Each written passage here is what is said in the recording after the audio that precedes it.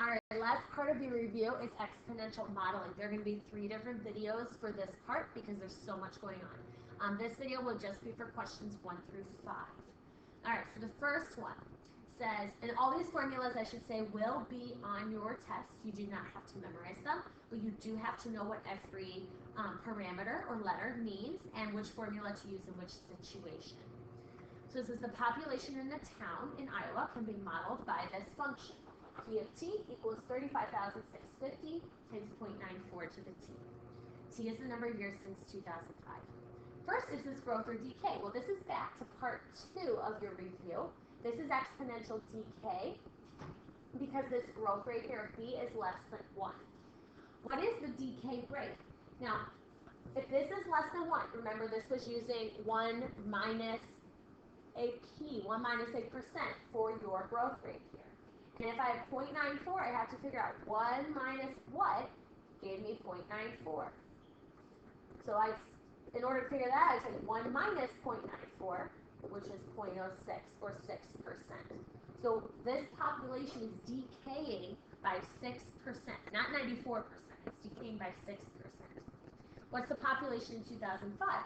Well, if I start measuring in 2005, the population is the starting value here.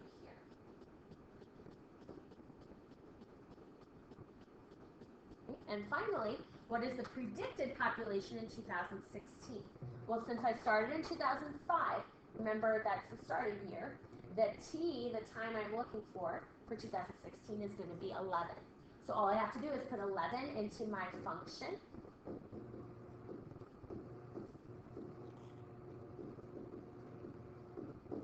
Alright, now it says show the setup. So I need to see this part. Now I'm going to round to the nearest person once I type this into my calculator. So I have 35,650 times 0.94 to the 11th. And that gives me 18,050 people when I round to the nearest person.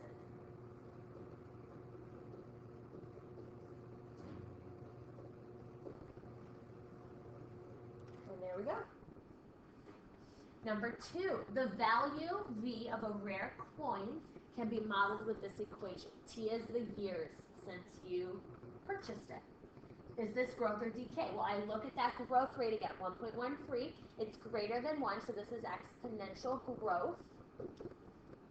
What is the growth rate? Well, for this one, since it's greater than 1, I'm using that 1 plus p formula. I kind of cover up the 1 here. I would cover it with my hand, but it's hard for everyone to see my hand when you're on video. So the 0.13 is 13%. That means the value of the coin is increasing by 13% every year. All right, what's the initial value of the coin? That's the starting amount. That's what you bought it for, which is $725. And the estimate of the coin 12 years after you buy it. 12 is going to be your T. So I need to show the setup here. The value of 12 years is 725 times 1.13 to the 12th. And I type that into my calculator. I'm going to round to 2 decimal places because I'm talking about money. This will be $3,142.53.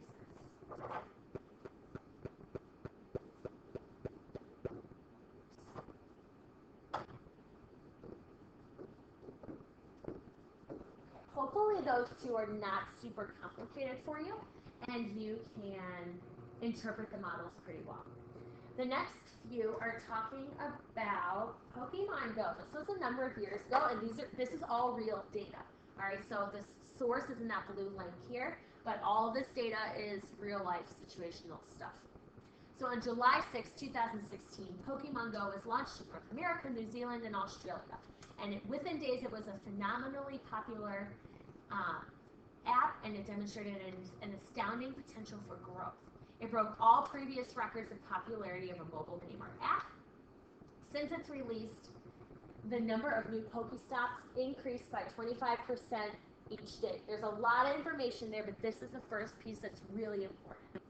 Assuming there were 250,000 Pokestops when the app launched on July 6th, how many Pokestops were there on July 20th? Okay, so what do we know? we know that the number of Pokestops is increasing by 25% each day. Now, there's no word for compounded in there. So I'm not using one of my compounding formulas. I'm simply going to use my growth by a percent formula here, 1 plus P. So what I have is I know that, let's see, the starting value is 250,000, right? That's how many Pokestops they're started with. The percent that I'm growing by is 25%, so I'm going to have 1.25 in here. Now I just need to figure out the T. How many Pokestops are there on July 20th? Well, if I started on July 6th, and I want July 20th, that is 14 days. So 14 is going to be my exponent. And all I have to do to find the number of Pokestops is to type that into my calculator. 250,000 times 1.25 to the 14th, and there would be, we'll round to the nearest whole number, 5,684,341 Pokestops. 342, sorry.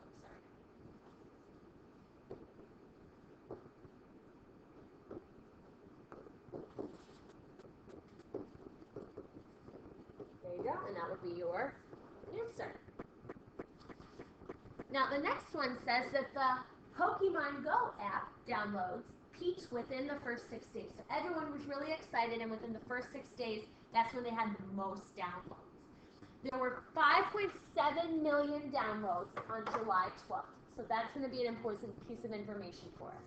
The last of the 6 days within the peak period. So that was like the most. Then the number of new downloads per day started to decline by 9% every day. To the nearest whole number, how many new downloads were there on July 21st? All right, so since we're decaying here, this is the formula that we want to use. 1 minus the percent. So we figure out how many did we start with? Well, on the peak day, the last of the peak was 5.7. So we'll use 5.7 million. My percent here is decreasing. 1 minus 9%. 1 minus 0.09. I can either put that subtraction into my parentheses, or I can simplify it as 0.91. And I want to know on July 21st. That is from the 12th, 9 days later. So put 9 in my exponent. So I'm going to simplify this in my calculator. 5.7 times 0.91 to the 9th. And I get 2.439 million.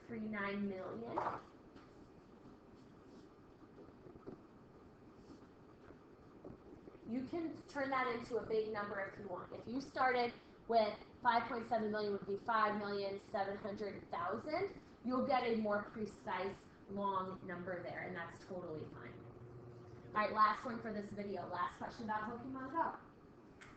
During the week Pokemon Go was released, other apps experienced a decline in the number of users. So everyone was doing Pokemon Go, no one else was accessing their other apps. So on July 5th, the day before Pokemon Go was released, 50 million Android users accessed Instagram. But after Pokemon Go was launched, Instagram was only accessed by half as many users each day. So people stopped going on Instagram to play Pokemon Go. Knowing this, how many Android users accessed Instagram on July 5th? All right, so again, this is exponential decay. So we're thinking y equals a times 1 minus p, percent decrease. A is the starting amount of people who use Pokemon Go. That was 50 million. My percent that I'm declining by is 50%. So I'll have 1 minus 50%, which is just 0.5. Now I need to know the dates. Well, on July 5th was the 50 million day. The July 10th is 5 days later, and that's going to be your exponent. So I have 50 times 0.5 to the 5th, and I can type that in my calculator. And that would mean that there were 1.5625 million people.